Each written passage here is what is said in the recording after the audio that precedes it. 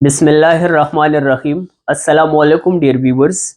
इंशाल्लाह आज के क्लासेस में हम टेंसेस की समरी को पेश करने वाले हैं। टेंसेस को ऑलरेडी हम डिटेल से डिस्कस कर चुके हैं। आज के क्लासेस में इंशाल्लाह हम टेंसेस की ओवरव्यू ले रहे हैं और ये वीडियो तमाम स्टूडेंट्स के लिए और टीचर्स के लिए इक्वली बेनिफिशियल है, क्योंकि अगर हम इस चार्ट को जहन में याद रखें तो हमें किसी भी पर्टिकुलर टेंस को आइडेंटिफाई करना इंतहाई आसान रहेगा। तो आज के क्लास में हमारा फोकस इंशाल्लाह टेंस के स्ट्रक्चर पर होगा और उसके साथ हम उसका जो सबसे प्रीडोमिनेंट यूज है उसके हवाले से भी बात करेंगे। तो इस चार्ट को जहन में याद रख लीजिएगा और इंशाल्लाह आई एम होपफुल कि आप टेंस को इजीली आइडेंटिफाई कर पाएंगे। सबसे पहला हमारा जो बेसिकली हमने डिवाइड किया है टेंसेस को प्रेजेंट, पास्ट और फ्यूचर में। कॉल और उसके बाद इंडेफिनिट, कंटिन्यूस और progressive, perfect and perfect continuous और परफेक्ट प्रोग्रेसिव टेंस में। तो बेसिकली ये रोज जो है ये एस्पेक्ट को जाहिर कर रहा है और हमारा जो कॉलम है ये बेसिकली टेंसेस को रिप्रेजेंट कर रहा है। पहले हम प्रेजेंट सिंपल टेंस की या प्रेजेंट इंडेफिनिट की बात करते हैं। सिंपल को इंडेफिनिट भी कहा जाता है।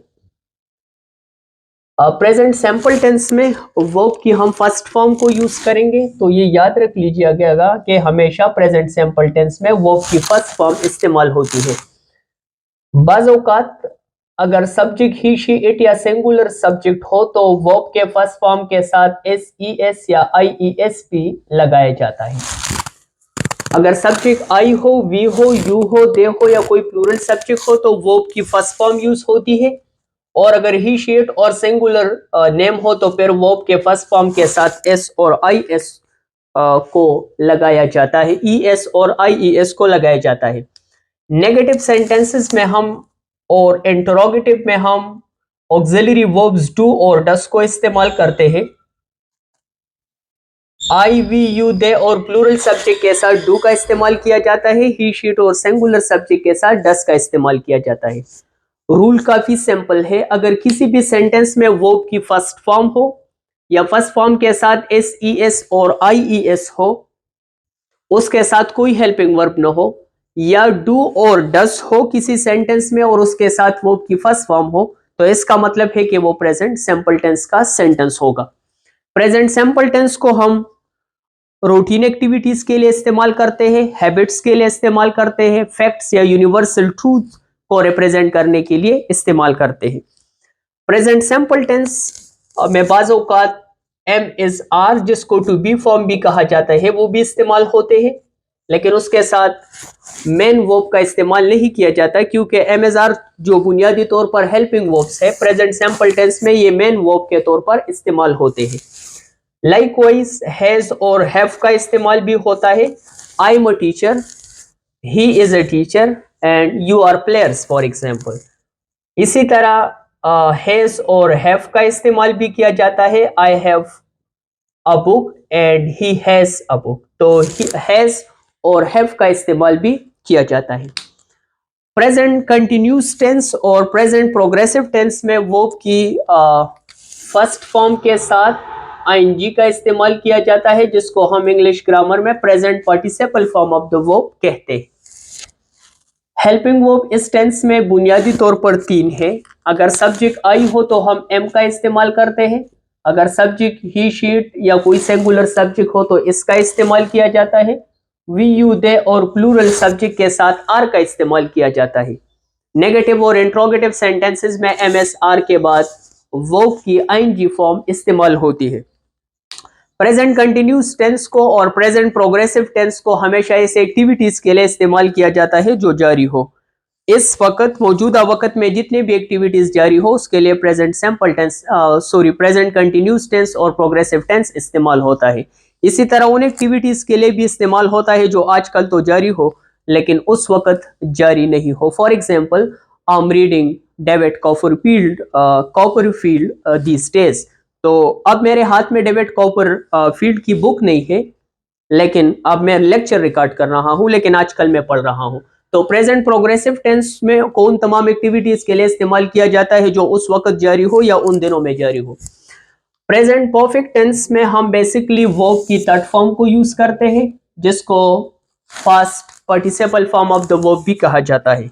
इस टेंस में दो हेल्पिंग वर्ब है, हैज और हैव।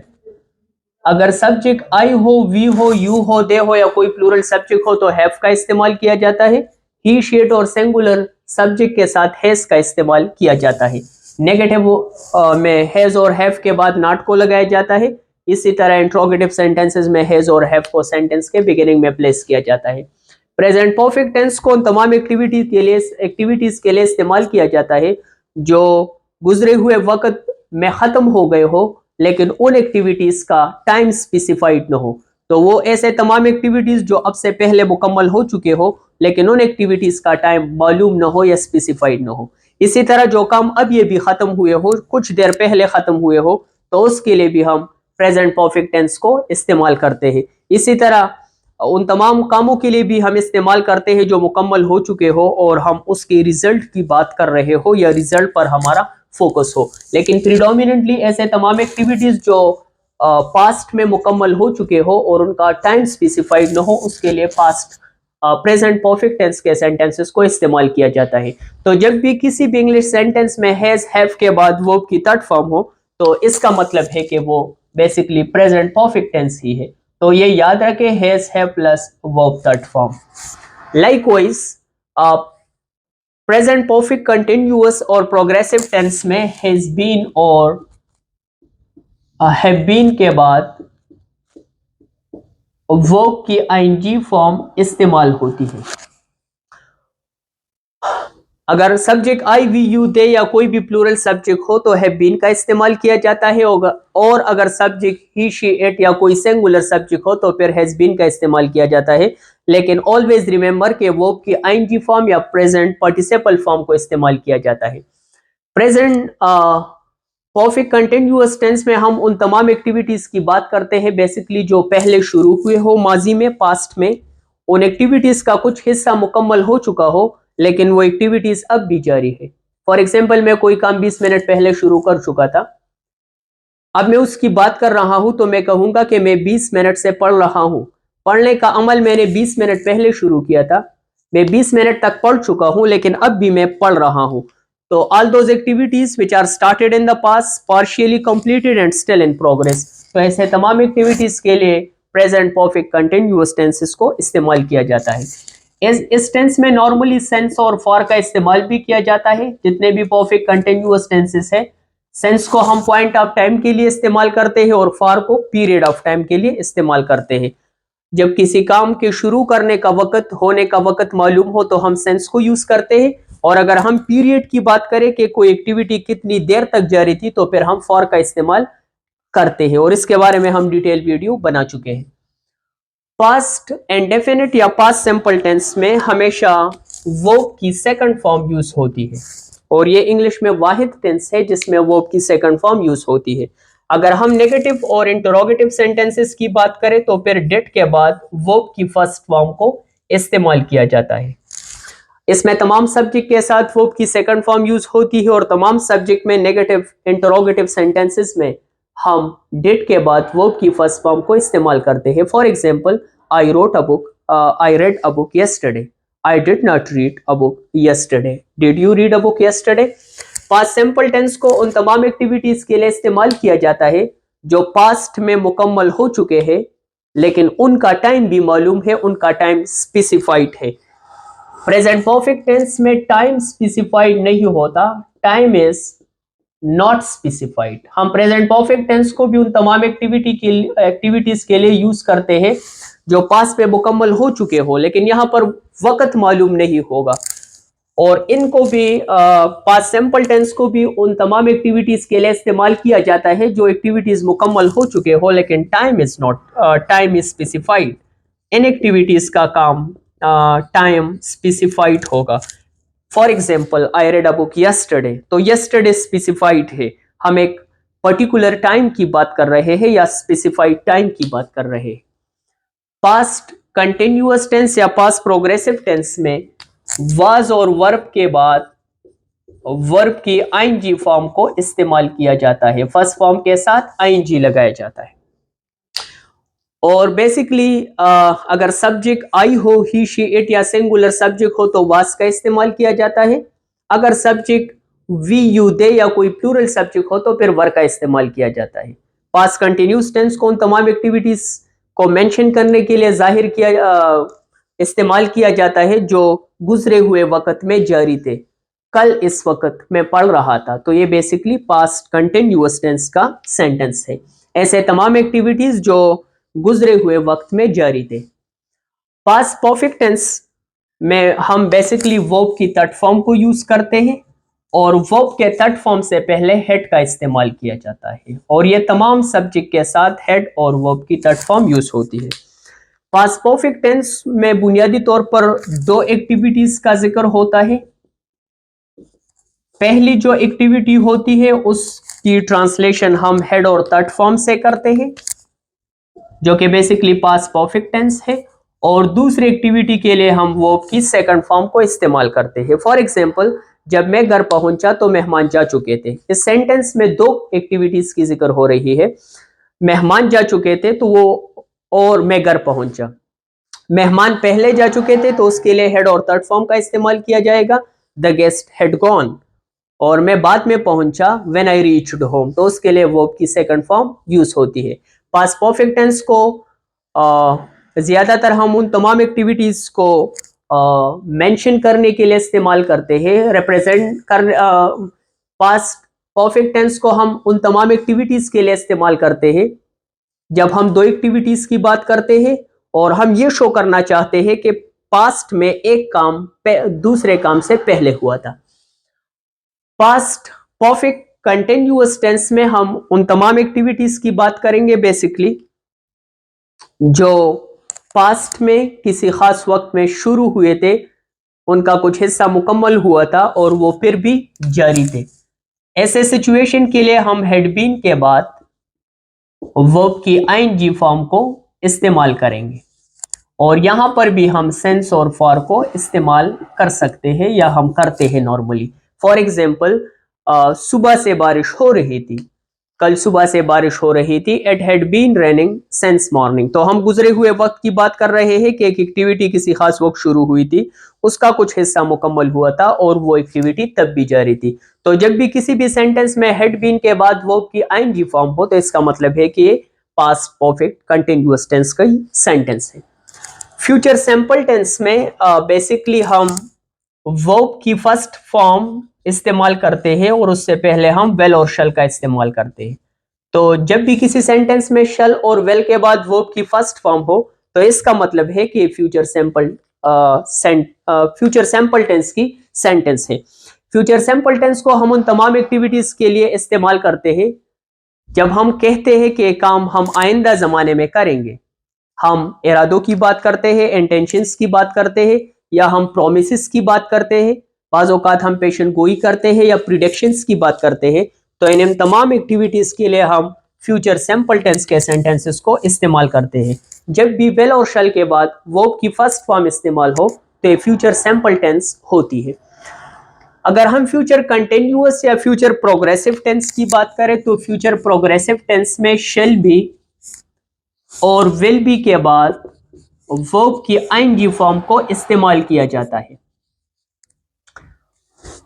और फ्यूचर कंटिन्यूअस टेंस या प्रोग्रेसिव टेंस को उन तमाम कामों के लिए इस्तेमाल किया जाता है जब हम ये सेंस कन्वे करना चाहते हो कि चंद एक्टिविटीज आइंदा वक्त में जारी होंगे। फॉर एग्जाम्पल, कल 10 बजे हम लाहौर जा रहे होंगे, तो हम ये सेंस कम्युनिकेट करना चाहते हैं कि मुस्तकबिल में, जो कि कल है, बेसिकली फ्यूचर में ये काम जारी होगा।